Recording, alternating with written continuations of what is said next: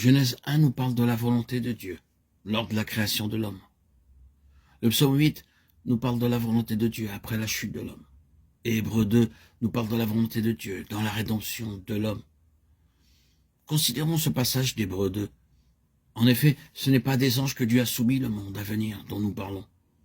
Or, quelqu'un a rendu quelque part ce témoignage. Qu'est-ce que l'homme pour que tu te souviennes de lui, ou le Fils de l'homme pour que tu prennes soin de lui?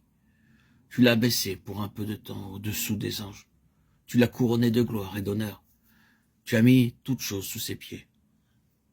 En effet, en lui soumettant toutes choses, Dieu n'a rien laissé qui ne lui fût soumis. Hébreux 2, 5 à 8. C'était le dessein originel de Dieu. Cependant, nous ne voyons pas encore maintenant que toute chose lui soit soumise, mais celui qui a été abaissé pour un peu de temps, au-dessous des anges, Jésus, nous le voyons couronné de gloire et d'honneur. Hébreux 2, 8b à 9a. Dans le psaume 8, il est dit que Dieu a fait l'homme de peu inférieur aux anges, tandis que dans ce passage, l'auteur remplace homme par Jésus. À vrai dire, il interprète le terme homme en se référant à Jésus. C'est à ce stade que la rédemption fait son entrée. Le passage continue afin que par la grâce de Dieu, il souffrit la mort pour tous. Hébreux 2, 9. L'intention première de Dieu, c'était que l'homme puisse avoir la domination. Le Seigneur Jésus est cet homme. Alléluia.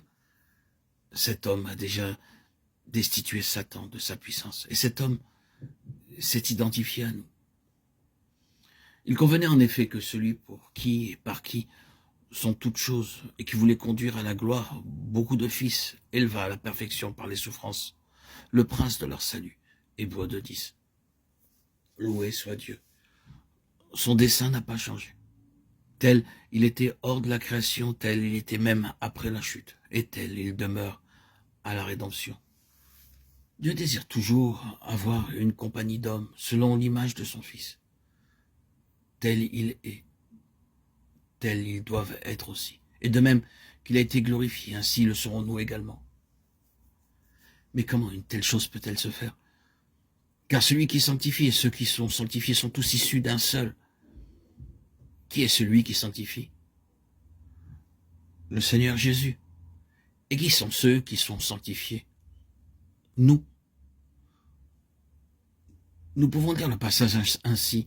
Le Seigneur Jésus qui sanctifie et nous qui sommes sanctifiés, nous sommes tous issus d'un seul.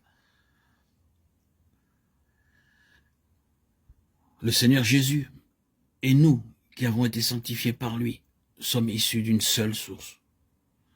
Nous participons à une seule vie. Nous sommes habités par un seul esprit, un seul Dieu, et donc Père et notre Père. C'est pourquoi il n'a pas honte de les appeler frères. Hébreux 11, 2.